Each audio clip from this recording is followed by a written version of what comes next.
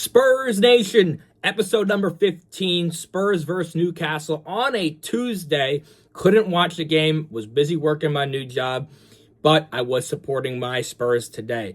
Both managers' jobs have been in jeopardy for a while. Thomas Frank longer than Newcastle's.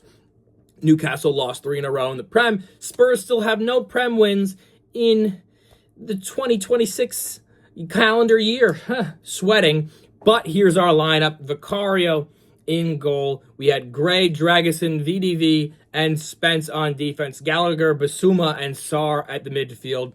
Odegaard, Solanke, Simmons. Not a bad lineup. I like it for what we have.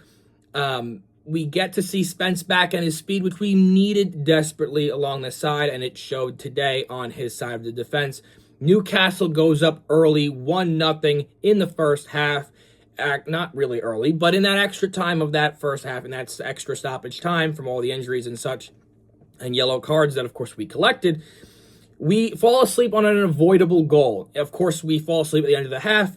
It was a beautiful save by Vicario. Doesn't swallow up that ball, making it a loose ball, hence the Newcastle player just driving in the back of the net. Avoidable goal at home, to be honest. It just seems like we fell asleep. The boos rain out. Spurs down 1-0 to end that first half. In the second half, Simmons has a beautiful corner into the box, headed off a Spurs player, right to Gray's foot, into the back of the net, making it 1-1, and the Spurs stadium erupts. Sadly, the decibel volume of Spurs fans have been decreasing because of all the things that have been going on, losing players to injury, red cards, players speaking out. It just seems like the stadium does not have a lot of passion, but the fans are there. The fans fill the stadium. They're there. They're supporting this team in what now seems to be a relegation battle. We are now 3 points off of being relegated after Man United and West Ham tie. That guy needs to cut his hair for Man United desperately. Sadly, it won't happen anytime soon. I don't know if he's cutting it if Man United wins the next game. It's not a win streak, but they didn't lose today, technically. So maybe he cuts it. Who knows if they win the next one. 3 minutes later, we had a draw. 3 minutes later, we gave up a goal on a threaded pass to Ramsey, which could have been stopped by the defense and also could have been stopped by Vicario.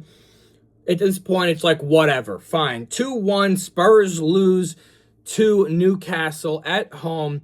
Just the story of the past few podcasts and the Spurs Nation. It's a tough one out there as a Spurs fan. I hate being in this relegation battle, especially my first year as a full fan of the Premier League. And I'm not switching teams. People are like, oh, you're going to go like Aston Villa. Yes, I support Aston Villa. It's a team that's not Arsenal and Man City in that Premier League battle.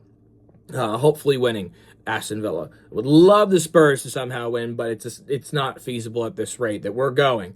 At least survive the Premier League this season and move on for the summer, sign players, get players healthy, and we move on and hopefully have a better season next year.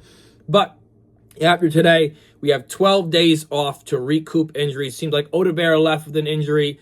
We need him healthy. He's been a prolific assist master for the Spurs, goal scorer as well. Would need him healthy and back in the lineup.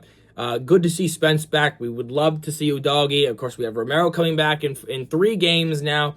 Not available against Arsenal. Going to be a tough one against Arsenal. Maybe we get Richarlison in some aspect back. Maybe a few minutes against Arsenal. We'll see how that game goes.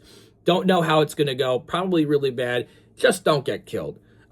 Maybe in my wildest dreams and prayers, the Spurs somehow pull it off and beat Arsenal to end off February on an absolute high note. But I think pretty sure this next game is it's probably at home.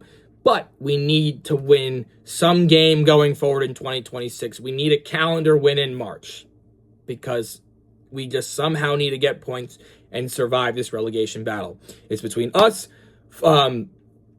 Forest, Wolverhampton Wanderers, Burnley, and West Ham. And West Ham, like I said, just drew today, so we were 3 points out of a relegation spot. We have that goal differential for now, despite all the odds. So if we do somehow on a 3-way tie and we keep that goal differential higher than theirs, we'll be good. But we just need to keep scoring goals in hopes that we eventually win a game. Spurs fans, it's tough out there. I'm asking you to remain loyal to this team, cheer on your team. I know the volume has gotten lower, like I said before earlier, but let's continue to stay behind that team through and through. I will be here supporting my team from the United States, a proud Spurs fan, despite all the ups and downs of the season. A lot of downs, not a lot of ups. Let me know what you guys think about this and the Spurs relegation battle that we're now currently in, and I'll see you guys in the next one. Come on, you Spurs. Peace.